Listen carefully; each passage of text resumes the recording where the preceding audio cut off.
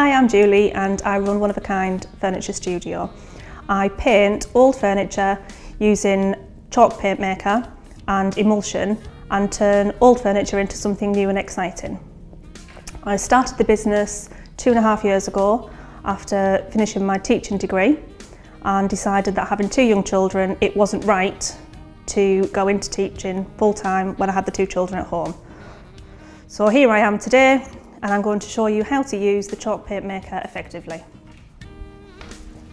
The first thing you need to do when painting any piece of furniture is to prep it first.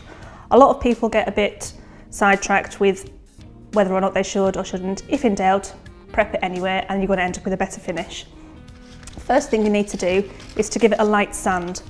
This chair is obviously dark wood and I'm going to give it a sand just to give it a little bit of a key and get rid of the little bit of varnish that's already on there.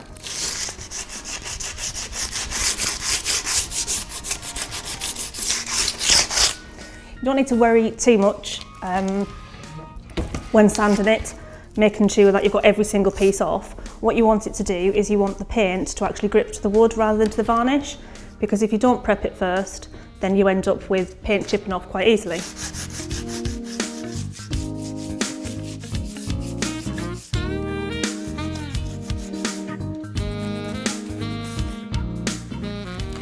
When you are sanding, it's always best to go with the grain of the wood.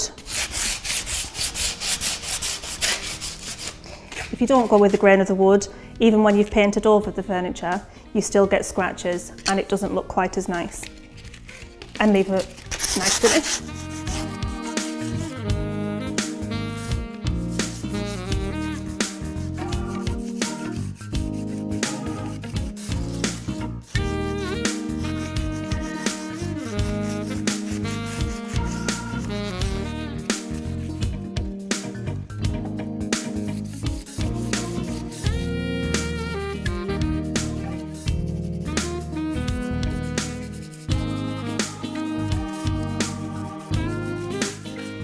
Also, when you're sanding, if you make sure you sand the edges of whatever the piece of furniture is that you're doing, or else, again, the paint doesn't stick to it as well.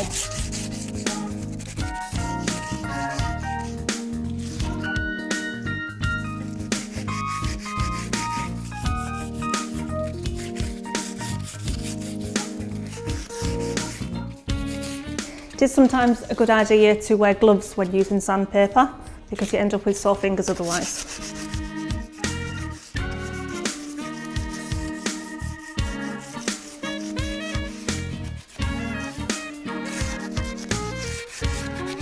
It's also important to make sure that you get into all of the edges and do down the sides of the wood as well, and underneath when you have a chair or something like this. When sanding, it can be tedious, but if you make sure you do it effectively, then it makes the painting so much easier in the end.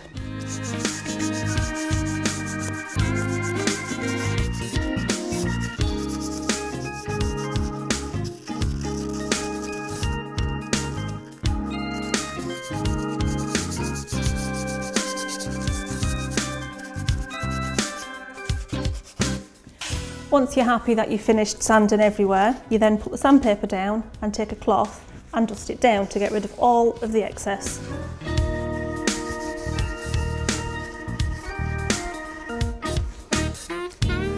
This can be done using sugar soap and water, because then it gets off any grease that may still be hanging around on the furniture.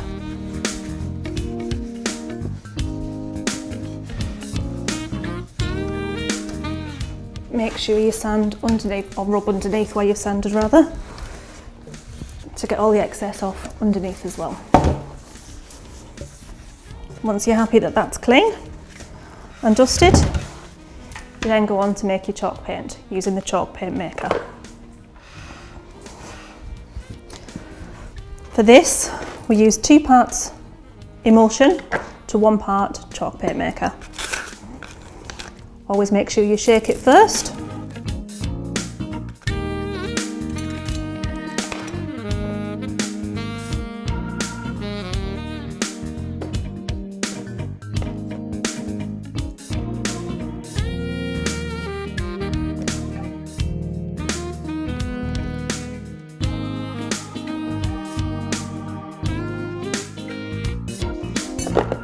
Doesn't matter which way around you put the chalk paint maker in first, or whether you put the emulsion in first.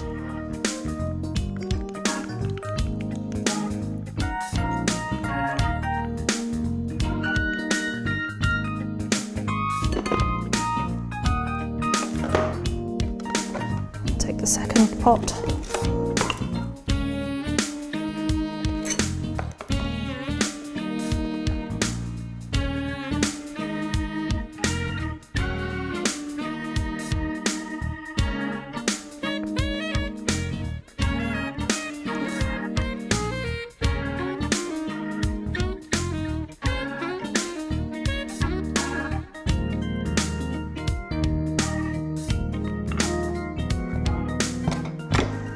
The more precise you are with the measurements, the better the effect will be with the paint.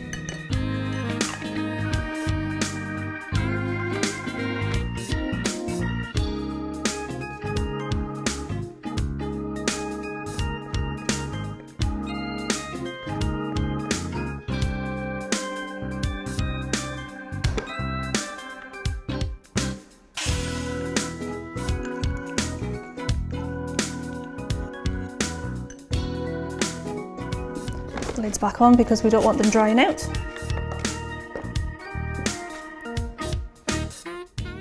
And then you mix it together.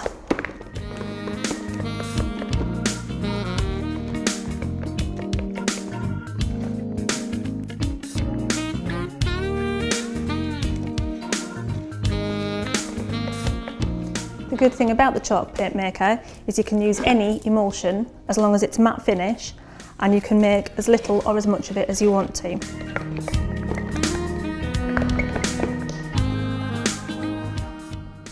Make sure all of the chalk paint maker is mixed in thoroughly.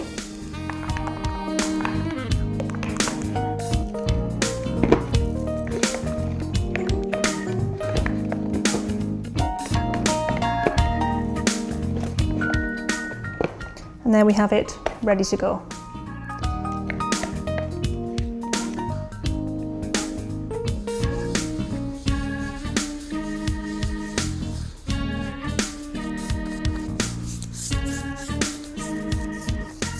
Now that we've sanded and dusted the chair, I'm using chalk paint maker and emulsion. There are times when you would use a stain blocker, or you would prime the chair or the piece of furniture that you're painting to block out any stains that may possibly come through. However, I'm not doing that today purely because it's a dark coloured paint that I'm using, so it won't show through anyway.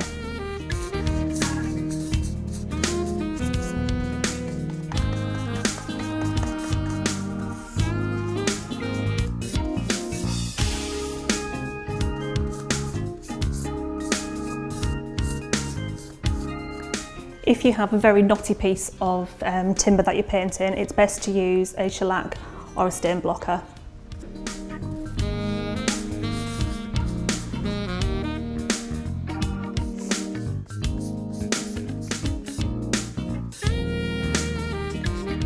When applying the paint, it's always best to make sure you go in the same direction, just like when sanding. And when you get to the corners, make sure you get in to the corners and the edges, but always go back over it and brush it in the same direction as the grain of the wood.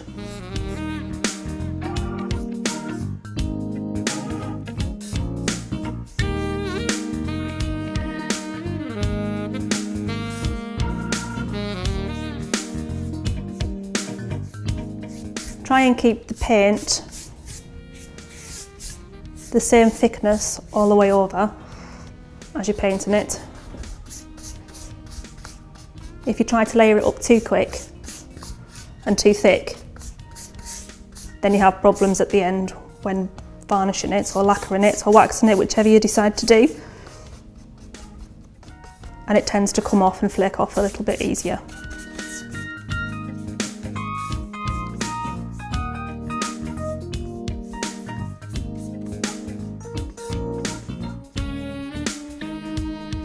Some people prefer to paint and put thicker coats on.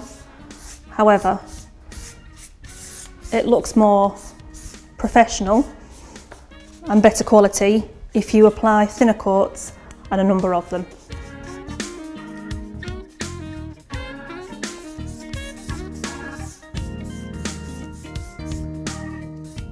If you also remember that you have edges, and every now and again use the edge of your paintbrush, get rid of any excess paint that might build up.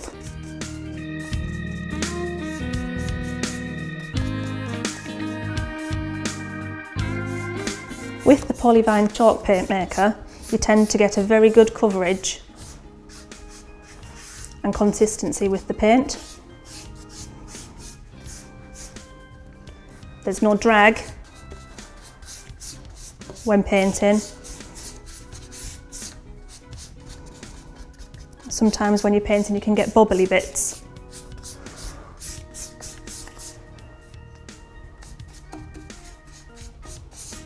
With the chalk paint maker, you don't tend to get that. It's smoother and leaves a nice overall finish.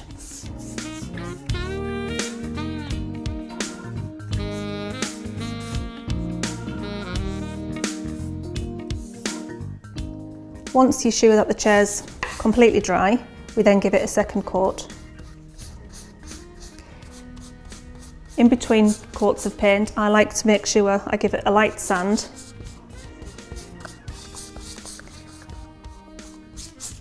So that it gives it more of a flat finish and a smooth finish once it's lacquered.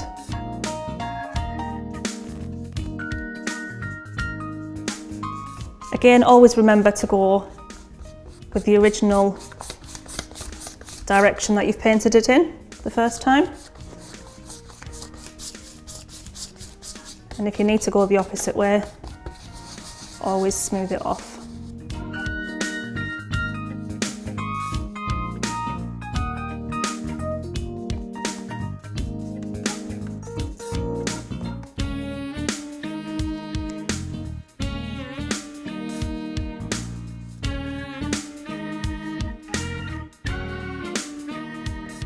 When I'm painting my furniture, I like it to look like it hasn't been painted. So I try to get it to look as natural as possible.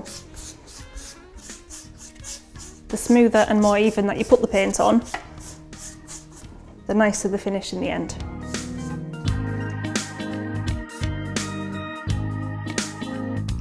Now that we've finished the second coat on the chair, we're now going to protect it. We have a number of different choices when we're protecting the chair. We've got the satin finish, we've got a dead flat finish. We have a chalk paint waxer or a wax finish varnish. For this time we're going to use the wax finish varnish.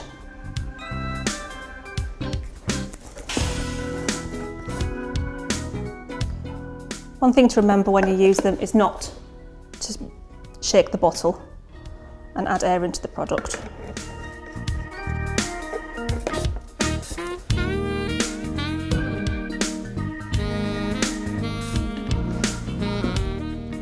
I like to use the dead flat finish when I'm painting my furniture. So I don't like it to look shiny. Again, when you're lacquering it and protecting it, always go in the same direction as what you've painted in. As I've said, this is a dead flat finish. But if you're doing, for instance, a tabletop and it's going to get a lot of hard wear and tear, and wine glasses and dinner plates, hot cups, always protect it with a satin finish first. And then once it's dried, go over the top of it with a dead flat finish.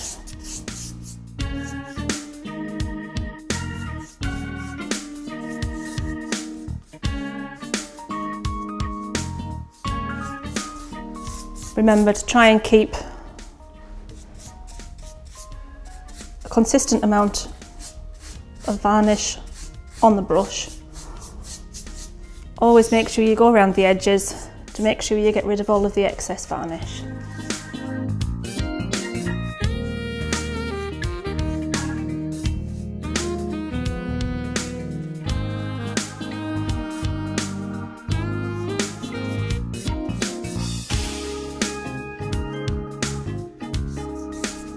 One thing to remember is to make sure that you do the underneath of any piece of furniture that you're doing, as this can often get forgotten as it's not something that the eye can see.